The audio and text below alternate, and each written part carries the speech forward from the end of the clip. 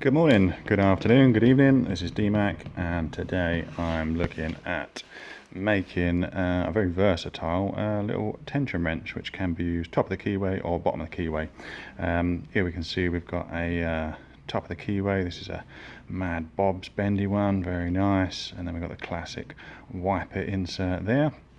But yeah, I made these tension wrenches, not these ones, recently because I think I needed to get into, I was doing a lot of ASAs and they've got very wide keyways and I was finding it hard to get a tension wrench to bite in the top there, so I looked at a method of making some myself and I came up with a great method. So today I thought I would show you how to make those, particularly since, as you can see, I've injured my finger, which is my tension finger. I'm not doing a great deal of picking, so I thought it would be a good time to do a video showing you how I make these. Very easy to make, blink and you'll miss it, but let's get started. First thing we need is a bicycle spoke. So I happen to have an old wheel laying around, old mountain bike wheel, and yeah, the gauge on these is absolutely perfect to make these tension wrenches. So I'll just cut a spoke out there and we should be able to feed this through. There we go. And that's the basis of our tension wrench. So next we want to cut him down. You can do this any length you want. I'm going to get about 4 inches, doesn't need to be precise. Right about there, looks good.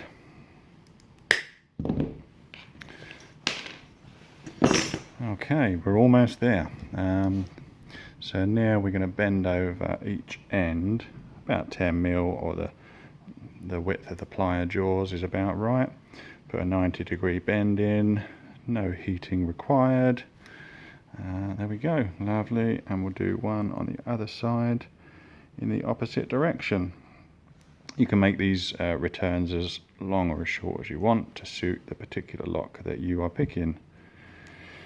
That should do us. Okay, we're almost there. Now, as you can see, we're going to need a flat end rather than this round cross section. So the best way to do that is to hit it with a hammer. I find this method works quite well, using this one as an anvil essentially. I'm just going to flatten out the end here until it's about right to fit in the locks that I want. So very carefully, so I don't hit my finger. Let's flatten this one out and see what we've got.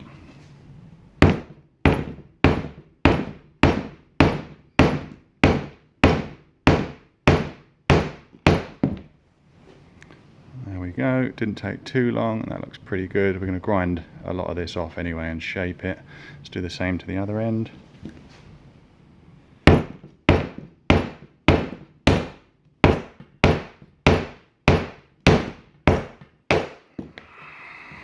Okay, there we go, we've got 2 flat ends.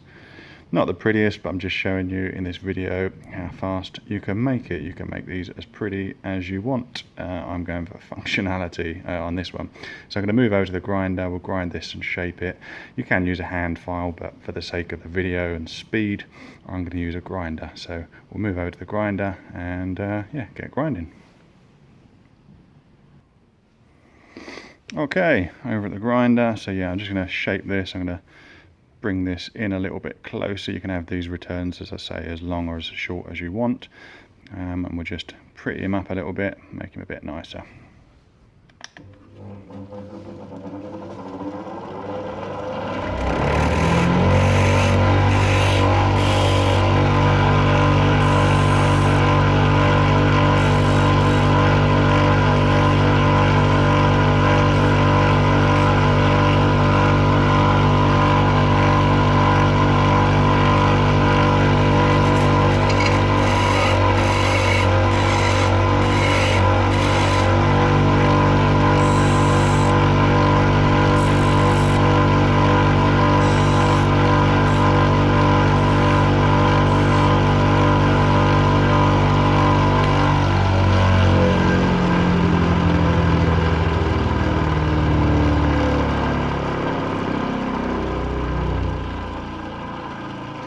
So yeah, this could be a little bit prettier. I'm just doing it for speed to show you how quick you can do it, but this will be absolutely perfect. Let's move over to the bench and I'll show you how this functions in a lock. Okay, back at the bench. There's the tension wrench we've just made. Got a few more there that I've made out of other spokes, different lengths, different sizes on the ends. Let's just see how he fits into these locks.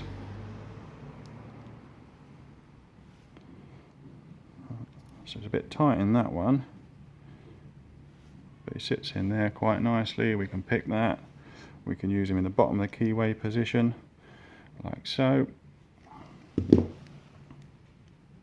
And yeah, because you know, just the more you hit it with a hammer, the thinner it gets. The more you grind it, the thinner it gets. You can make these to suit any lock you want. And like I say, I've found them really, really versatile. It's a little bit thick for this one, so if we bash this down a little bit, thinned this return a little bit, he would fit in there super nice as well, and probably fits in the bottom pretty snugly. And there we go, got a pretty versatile tensioner. Yeah, and you can make this bit as long or as short as you want. So if you've got a recessed keyway that needs a little bit more length here to go in, you can do that. But there you go, that's my short video on how to make an easy peasy bicycle spoke tensioner. I've certainly found these really useful, and since making these, or you know, deciding to butcher my mountain bike wheel a couple of weeks ago, it's my go-to tension wrench, these ones, for pretty much most of my locks because of that versatility. So yeah, that's all for today. Thanks for watching, and bye for now.